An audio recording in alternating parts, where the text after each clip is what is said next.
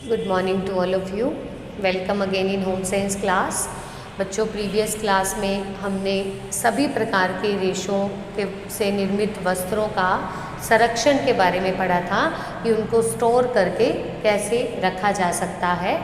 आज का हमारा टॉपिक है वस्त्र निर्माण या फिर कपड़े का निर्माण कैसे किया जाता है। तो कपड़े का निर्माण करने से पहले हमें कुछ बेसिक टर्म्स के बारे में जानना है। कुछ डेफिनेशन, कुछ पॉइंट्स ऐसे बीच में आते हैं जिनके बारे में हमें पता होना चाहिए, क्योंकि कपड़े के निर्माण में जिन जिन जो है धागों का आवश्यकता होती है, जिन जिन यंत्रों की आवश्यकता होती है, कैसे कपड़ों का निर्माण होता है, तो उससे रिलेटेड टर्म्स के बारे में हम पहले पढ़ेंगे। तो सबसे पहली टर्म आती है ताना। इसे लंबवत धागा भी कहते हैं, वार्प या एंड्स भी इसे कहा जाता है। ताने का जो धागा है यह हमने पहले ही पढ़ा था कि रेशों से धागे बनते हैं और धागे से वस्त्र निर्माण का कार्य किया जाता है। तो वस्त्र निर्माण कार्य के अंदर जो ताने का धागा है इसे लंबवत धागा भी कहा जाता है, क्योंकि वस्त्र निर्माण कार्य के अंदर करघे के ऊपर दो बेलनाकार स्ट्रक्चर होती हैं जिनके ऊपर ताने का धागा जो है खींच करके, कस करके ताना जाता है। जितना लंबा वस्त्र बनाना होता है उतना लंबा धागा यहाँ से रोल होता है और यहाँ से धागे का आखिरी छोर गांठ भर के बांध करके, कस करके बांधा जाता है। ये दोनों करघे के अंदर बेलनाकार स्ट्रक्चर होती हैं जो मूवेबल होती हैं, जो घूम सकती हैं। तो इनके ऊपर ताने के धागे को कस करके बांधा जाता है। धागा इधर से रोल किया होता है, इकट्ठा किया होता है और यूं करके ताने के धागे को पूरा तान दिया जाता है। इसीलिए इसे ताने का धागा कहते हैं, क्योंकि इस धागे को ताना जाता है। खूब मजबूत धागा होता है, ये खूब ऐंठन दी होती है इसमें, क्योंकि इस धागे के अंदर कहीं भी जोड़ नहीं होते, कहीं भी गांठें नहीं होती हैं। तो ये धागा कस करके, खींच करके यहाँ बांध दिया जाता है। चूँकि यह लंबी अवस्था में है इसीलिए इसे लंबवत धागा भी कहा जाता है। लंबा तो लंबवत धागा है, यह करघे के ऊपर इस तरह से तान दिया जाता है, तो इसे ताने का धागा भी कहते हैं। नेक्स्ट आता है बाना। बाने का जो धागा है यह भी धागे की ही एक सिचुएशन है, एक कंडीशन है कि इस धागे को अनुप्रस्थ धागा भी कहते हैं, वेफ्ट, पिक्स या फिर फिलिंग यान भी कहा जाता है। फिलिंग यान क्योंकि यह इस धागे को फिल करेगा, इसकी भराई करेगा। और अनुप्रस्थ धागा इसलिए कहलाता है क्योंकि एक शटल के ऊपर एक अन्य धागा लपेटा जाता है। एक शटल लाइक स्ट्रक्चर होती है करघे में, जिसके ऊपर एक धागा लपेटा जाता है और ये लिपटा हुआ धागा इस धागे के अंदर से ऊपर नीचे होकर फंसता हुआ पंक्तियों को पूरा करता है और वस्त्र की बुनाई होती है। तो ये धागा चूँकि अनुप्रस्थ दिशा में जा रहा है इसीलिए इसे अनुप्रस्थ धागा भी कहा जाता है। ये धागा इसकी भराई कर रहा है। वस्त्र निर्माण का कार्य ताने के धागे की भराई से हो रही है, तो इसे फिलिंग यान भी कहा जाता है। तो ताना वो धागा जो कि बाने के धागे के अंदर फंस करके उसकी बुनाई करता है, फंस करके वस्त्र की भराई करता है, जिससे वस्त्र निर्माण का कार्य संपन्न हो सकता है। बाने का धागा इतना मजबूत नहीं चाहिए होता। बाने का धागा फैंसी धागे भी हो सकते हैं, डिज़ाइनर भी हो सकते हैं, क्योंकि इन धागों को कम तनाव की आवश्यकता होती है, इनके ऊपर खींचातानी कम होती है। ताने के धागे को खींच खींच कर ताना जाता है तो यह धागा खूब ऐंठन दिया होता है और मजबूत होता है।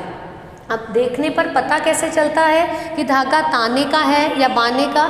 जो बुना हुआ वस्त्र होता है वो ताने के धागे की तरफ, अगर हम इसे लंबाई में खींचें तो यह नहीं खींचता, क्योंकि ये धागे ऑलरेडी बहुत अधिक खींचकर ताने जाते हैं। इसीलिए ये जो बाने वाली साइड से हैं, जो अनुप्रस्थ धागा है उधर से अगर खींचा जाए तो उस धागे के अंदर कुछ मात्रा में प्रत्यास्थता मौजूद हो सकती है। नेक्स्ट आती है बात बुनाई, जिसे वीविंग भी कहते हैं। बुनाई का अर्थ ही यही है कि ताने और बाने के धागे को, ये ताने का धागा है, ये बाने का धागा है, आपस में गुथ करके इंटरलेस होकर जब वस्त्र निर्माण का कार्य किया जाता है तो इसे बुनाई या वीविंग कहा जाता है। जब करघे के ऊपर जो अनुप्रस्थ धागा है इसको तान दिया जाता है और जो लंबवत धागा है इसको तान दिया जाता है और उसके अंदर से अनुप्रस्थ धागे को गुथ करके इंटरलेस करके निकाल करके जब बुनाई करके वस्त्र निर्माण का कार्य किया जाता है तो उसे बुनाई कहा जाता है। बुने हुए जो वस्त्र होते हैं वो भी विभिन्न वैरायटियों में हमें मिलते हैं, बहुत प्रकार के होते हैं। ये डिपेंड करता है कि अनुप्रस्थ धागा कितने लंबवत धागों को फांद करके और कितनों के नीचे से निकला है, तो उसके बेस पे भिन्न भिन्न प्रकार के वीविंग से, बुनाई से डिज़ाइन बन जाते हैं। और बुनाई किया हुआ जो वस्त्र है इसमें एक खासियत रहती है कि इसके किनारे पर एक किनारी होती है, दोनों साइडों से जो लंबाई में वस्त्र है जहाँ ताने का धागा है तो इसके दोनों साइडों से एक किनारी होती है। साथ ही ये वस्त्र जो है इसमें जो धागे हैं वो 90 डिग्री के एंगल पे फंसे होते हैं। यहाँ ताने का धागा और बाने का धागा आपस में 90 डिग्री का कोण बनाते हैं। दूसरा ये रहता है कि ये धागे लंबाई में, ये वस्त्र जो है बुने हुए जो वस्त्र हैं लंबाई में खींचते नहीं हैं, जबकि अनुप्रस्थ दिशा में चौड़ाई में अगर इन्हें खींचे तो ये कुछ मात्रा में इनमें प्रत्यास्थता दिखाई देती है। साथ ही ये धागे आपस में समानांतर होते हैं एक दूसरे के और गुथे हुए होते हैं। नेक्स्ट बात आती है निटिंग। निटिंग भी वस्त्र निर्माण की एक प्रक्रिया है। इस प्रक्रिया में भी वस्त्र का निर्माण होता है, लेकिन निटिंग के अंदर ताना और बाना नहीं होता है। निटिंग में ताना बाना नहीं होता, बल्कि एक या एक से अधिक धागे आपस में इंटरलेस होकर फंदे बनाकर धागों से, उन फंदों से फंदा आपस में फंसा करके वस्त्र निर्माण का कार्य होता है। आप सब लोगों ने अपने जो बड़े मम्मी या फिर दादी को सिलाइयों के द्वारा वस्त्र बनाते देखा होगा, तो वो निटिंग से वस्त्र तैयार हो, उस विधि को निटिंग कहा जाता है।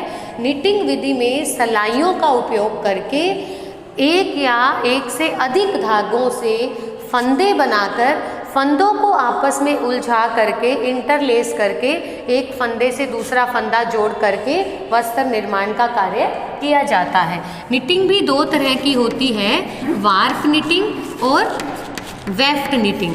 जो वार्प निटिंग है इसमें जो है धागे आपस में उलझ करके आपस में इंटरलेस होकर के वस्त्र बनते हैं, और यह निटिंग, वार्प निटिंग जो है यह केवल मशीन से की जाती है, जबकि वेफ्ट निटिंग हाथ से भी की जा सकती है और मशीन से भी की जा सकती है। वार्प निटिंग में जो वस्त्र है वो ऊपर की तरफ पूरे धागे इंटरलेस होकर बनता है कि इस तरह से प्रत्येक फंदा जो है अलग अलग धागे से बनाया जाता है और प्रत्येक फंदा एक दूसरे से फंस करके वस्त्र जो है बनता है और चौरस वस्त्र का निर्माण होता है। इस वस्त्र की कटिंग करके भी विभिन्न प्रकार के परिधान बनाए जा सकते हैं, जबकि जो वेफ्ट निटिंग है इससे जो वस्त्र बनता है वो चौरस भी बन सकता है और सर्कुलर भी, गोलाकार भी बन सकता है। आप लोगों ने सिलाइयों द्वारा कई बार ग्लव्स या सॉक्स बनाते देखा होगा, तो मतलब वो वेफ्ट निटिंग है जिसके द्वारा चौरस या फिर गोलाकार वस्त्र भी तैयार किया जा सकता है।